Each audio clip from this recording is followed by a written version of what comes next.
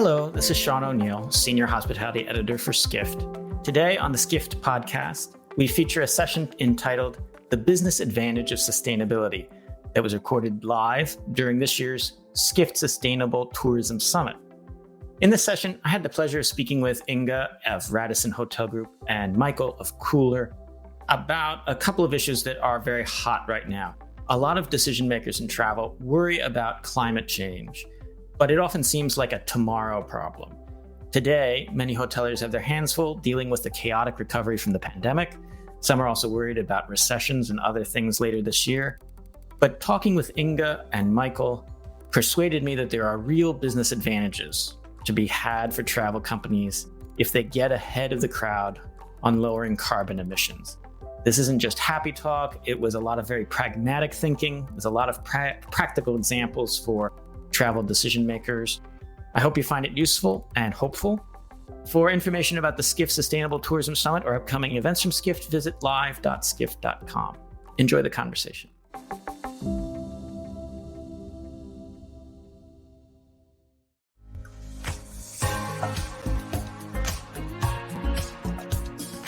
Please welcome the Global Senior Vice President of Sustainability for Radisson Hotel Group, Inge Huijbrechts, and the CEO of Cooler, Michel Gelobter, in conversation with Skift Senior Hospitality Editor, Sean O'Neill.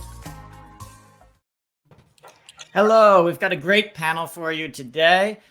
We have Inge, who represents Radisson, which has about 1,600 hotels worldwide. She is joining us from Brussels. Radisson is a recognized leader in sustainability. We also have Michel. He's joining us from New York. He's the CEO of Cooler. Cooler is a company that helps other companies measure their carbon footprints. It also does other services as well. Michel, let's start with you. I feel a lot of guilt about my travel's carbon impact, but you have said elsewhere that guilt is not a useful approach towards dealing with these issues. What did you mean by that? Yeah, I mean, it works at least two levels. The first is sort of the macro level, and the second is operationally what it means in our lives. A lot of travel is shadowed by fossil fuels today. When we think about getting off of fossil fuels, fixing global warming, fixing climate change, we're also talking about a lot less conflict over fossil fuels, a lot less conflict in the world, geopolitical conflict. Places are safer, they're less smoggy and smoky. It makes the world cleaner and safer and more collaborative. So travel will be a lot better, actually. More places to go with a lot less risk, both health risk and geopolitical risk. And then at operational level, people just the fact is the people who really have to change are the folks emitting fossil fuels directly. The rest of us don't have, Radisson doesn't have control over the smokestacks that power their hotels. They can influence it, they can shape it, they can ask for them to get better. That's what we need to do, is push our supply chains, push our suppliers, push policymakers to just drive this stuff out of the market so that we can run on clean and green energy. I guess one last point, which I know when we talked, you guys were interested in, frankly, if you think hard, if you turn off your house in a good way, many forms of travel are actually lower footprint than staying home, depending on where you live, what grid you're on. Don't leave all the lights burning, and things can be better that way too. So if you're traveling to a destination that may have a lower carbon footprint, once you're there and you have turned your house off effectively, that level of travel might be different. So I think that's an interesting perspective that dovetails what we heard earlier today from Darren Wade, the CEO of Intrepid Travel, and a couple other people about trying to accentuate the positive. There are gains to be had from this. Inge, during the past few years, you were on the executive committee of the Sustainable Hospitality Alliance. You were working to help set standards in the hotel industry to achieve some goals. And you were doing that during the peak of the pandemic. And the pandemic, it was very stressful in the hotel industry, but you have said that there are some opportunities. There's sort of things that we've learned from the pandemic that may inform how we approach sustainability. So what did you mean by that? Well, I would say that, first of all, in the hotel industry, we work really well together when it comes to sustainability. It's really not a competition. It's a collaborative effort, and we do that in practice. So we do that in the Sustainable Hospitality Alliance and in the WTTC. And what the pandemic has taught us is that very quickly, and that was within the WTTC, the hotel industry actually came together to define guidelines for safe travel. And that safe travel guideline is now accepted by more than 400 destinations around the world. That was for COVID prevention. And we're actually doing the same within the Sustainable Hospitality Alliance and also in partnership with WTTC. So we have come together because the reality is guests and travelers want sustainability, as we have just seen in Jennifer's presentation. So the demand is there, and we as a hotel industry are actually providing an answer with what we call the pathway to net positive hospitality. It's 4 clear steps, accessible for anyone, starting at a basic level and going into the net positive conversation that we all adhere to and that we all subscribe to. This is not, taken out of thin air. This is really the hotel industries, all the majors, but also the smaller ones working together to define this pathway. And that's the framework that we will all use, each in our own companies, to then define what is the starting point of sustainability, as you see here with the hotel sustainability basics, and where we need to go, because we don't want to stop at basics. We want to go to net zero and then net positive. But it's really a great collaborative effort that we are doing. Fantastic, Inge. What are a couple of levers, to go to sort of a point Michael was mentioning?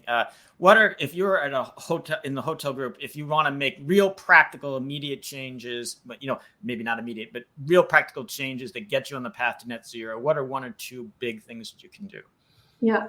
So what we, it's true. When I talk to some of our hotels about net zero, they really look at me as if I'm from another planet. They have heard of it, have no idea how to start because it's so far from the reality. I mean, we were talking with Michael about travel to Africa, etc. So it's really, you need to make sure, and that's the reality in our group. We have hotels that are 50 rooms. We have hotels that are 2,000 rooms. So we need to make sure that it works anywhere around the world. And that's what we did with these hotel sustainability basics, is we defined the 12 criteria that can get a hotel started, and that is also authentic and clear to the traveler. So those criteria, what we have included, we have done that cautiously, or consciously, is to say we need efficiency in there. So we need to work on efficiency.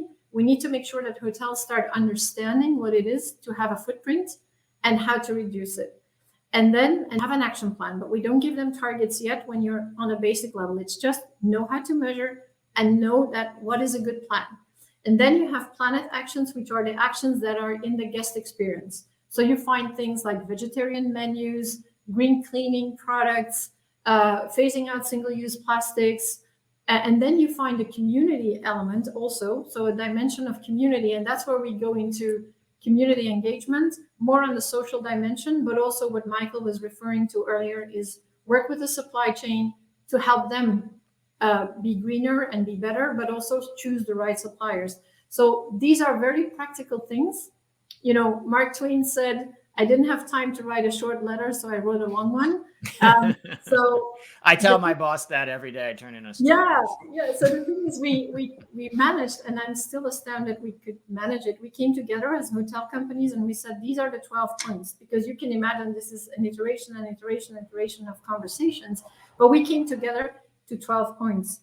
And we made sure that these can work in the Americas, in EMEA, in China. You can scale it up globally. Right. And for any size of hotel, we really tested this with independent hotels and everything. So it's really something that we all stand by, and that hopefully can start providing that transparency and authenticity for the traveler.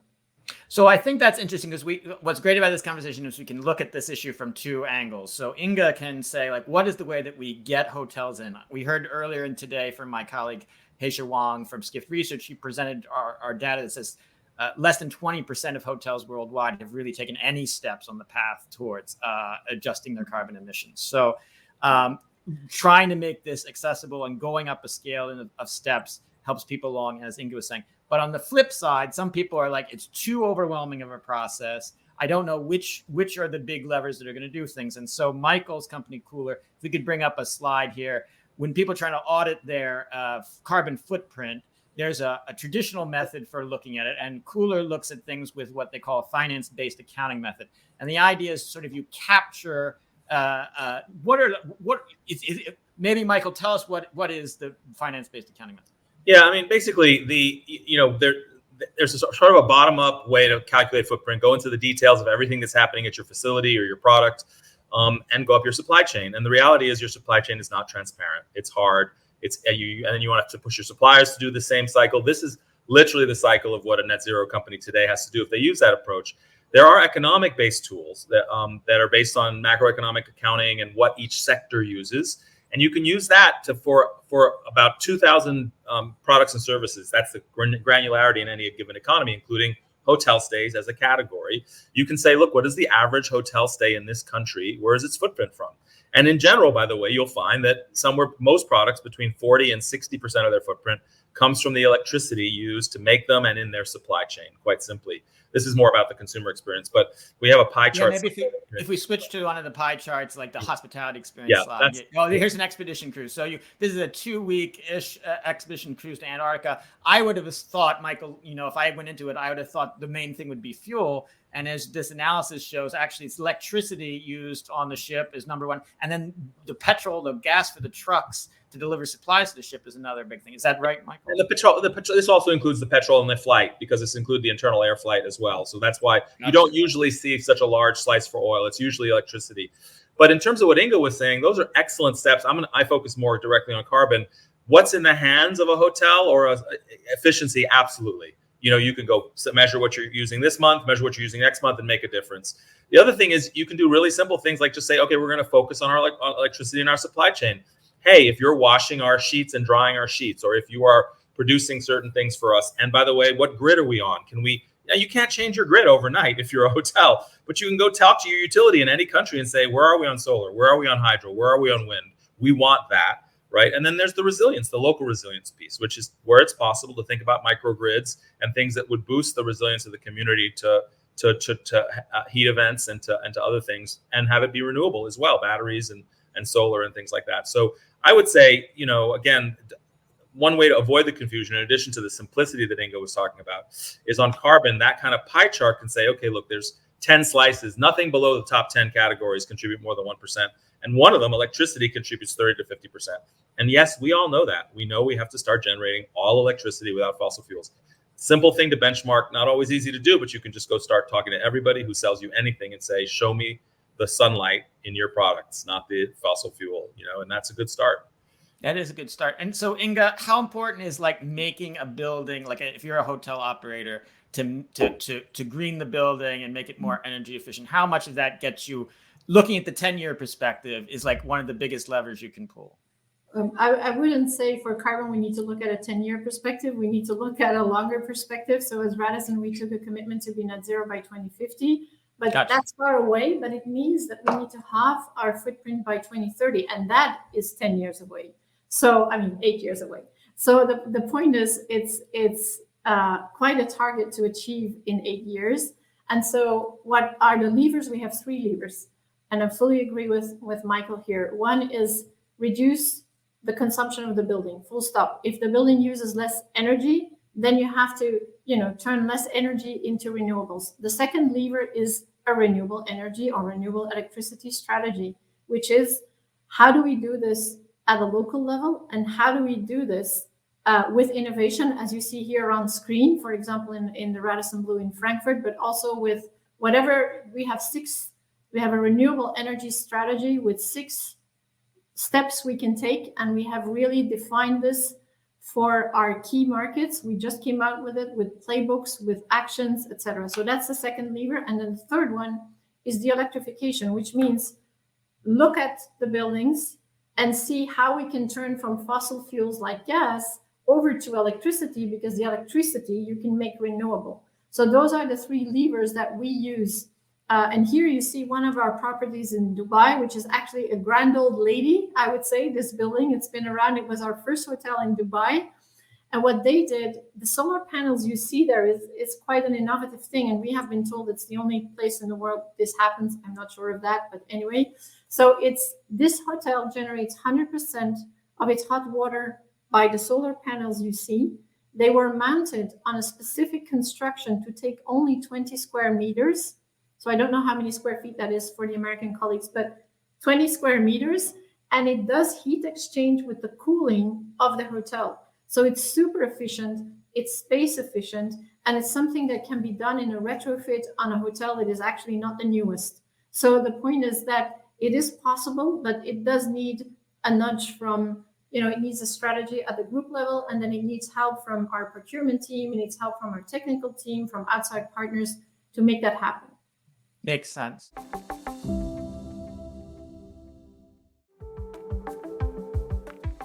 So, Michael, I want to talk to you. Our session title is The Business Advantage of Sustainability, but I think a lot of hotel industry executives, especially coming out of COVID, they think it's dealing with the sustainability as a business disadvantage because you have upfront costs of switching. Renewable energy costs more in a lot of experiences. If you're going to build your own solar grid, either at the property or away from the property, if you're going to switch partners, it might be more expensive.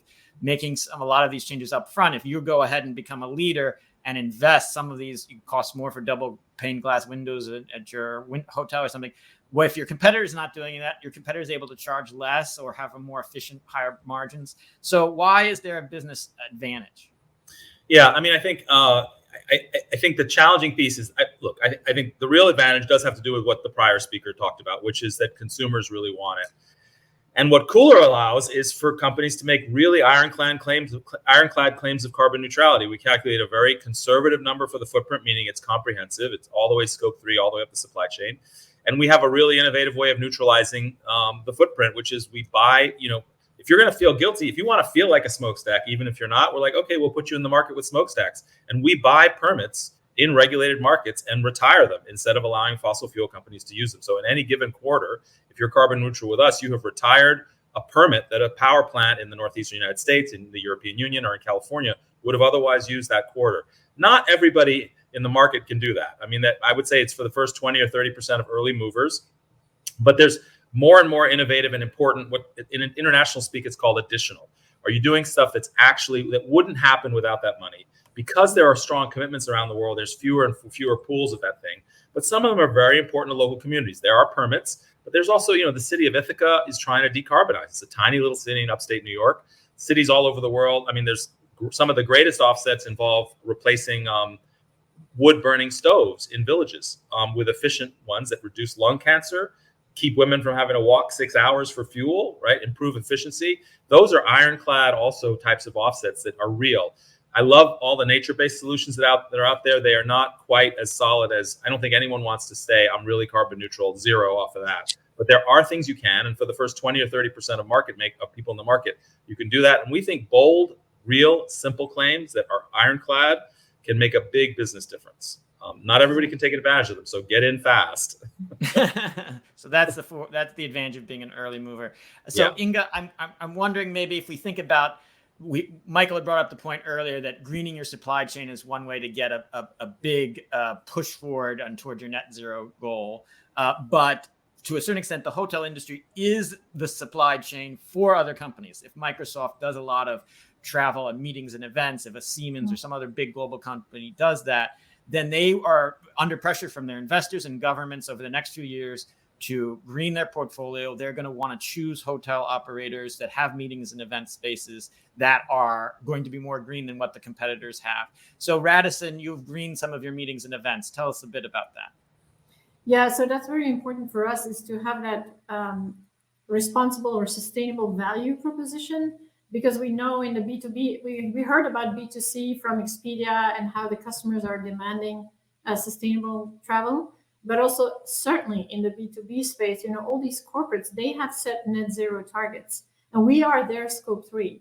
So what we do is, since 2019, we have made all our meeting and events around the world carbon neutral with exactly the projects that Michael was talking about. So the projects that have a people and a planet benefit, and where we can that have additionality.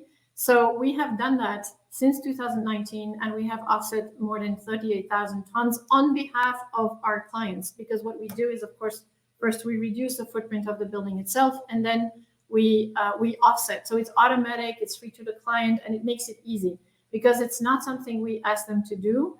One of the things we also always hear when it's about carbon, when we talk to meeting planners or even when we talk to B2B clients, is it's complicated to do this. It's a little bit what Michael said. You need to be with the right partner. You need to do it right. So the point is, we do it for our clients, and we offer that option also for the stay, so that when these big clients, we offer them transparency on what their footprint is with us. And we really engage. It's also about engaging. But for the meetings and events, Radisson meetings 100% carbon neutral around the world since 2019. And we continue to do that. And we build now on that to also take steps more towards the states. Okay. So some of the points that we've come up with is Inge has mentioned the industry needs to speak the same language, needs to move past sort of the competitive approach to try to make sure that we're all on the same page with targeting. Michael has brought out that there are clear ways to sort of like be on the same page about analyzing what your footprint is and what are the goals are. And Cooler also has some tools to help with how do you communicate that message to consumers. So where are we in terms? This came up in some of the earlier conversations. What is the struggle to try to make this moving back to the consumer-facing part, communicate the message to consumers about what the value is when you are an early mover in sustainability? Yeah, I mean, look, I love the net zero movement, but it is an elite and managerial movement. It doesn't really, it's even the term is technical and hard for people to get. And then you get into the depths of what's good net zero, SBTI, and you lose people really fast. And honestly, these are long-term, like as Inge said, some companies can't make a final claim, hopefully until but they can't until 2050. So, we do think that Cooler operates in a way to try to get people carbon neutral today or tomorrow in a couple of months. And Inge, correct. We always want to correctly think about what can we do to reduce our footprint. But wearing that hair, the reality is you own a hotel on a coal-fired power plant grid. You can't do it that fast, So you do have to move to some kind of neutralization that's meaningful and a calculation that's meaningful and action on that.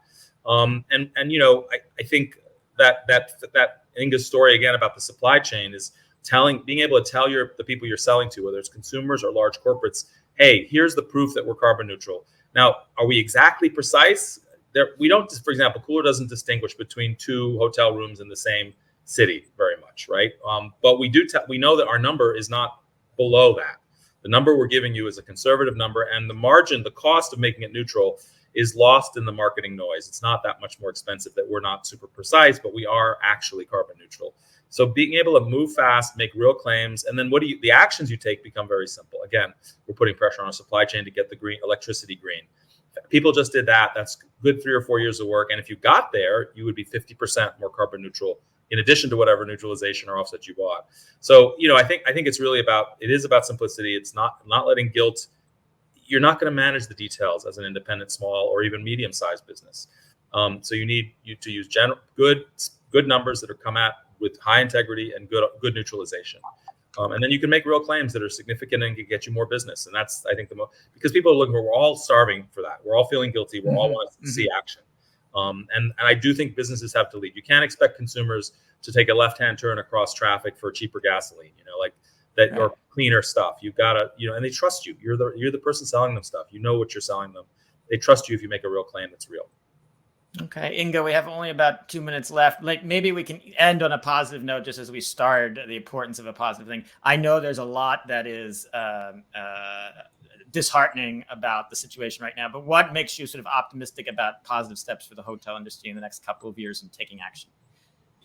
Well, I think the key thing is that we have impact. We can reach so many guests.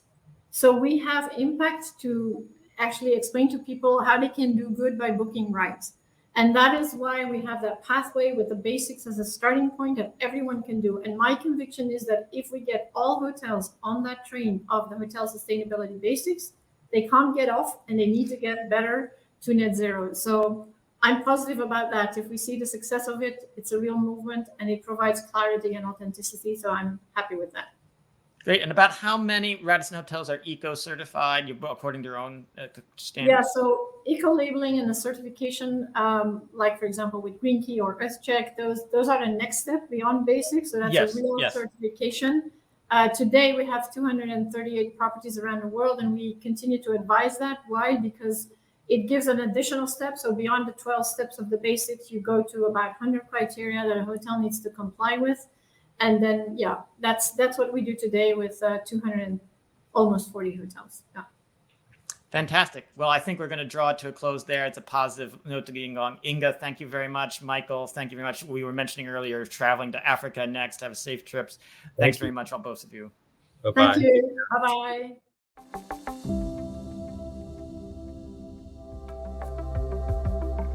This has been the Skift Podcast.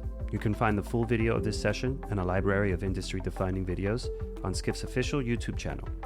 Visit live.skift.com for information about upcoming Skift events. Thank you for listening.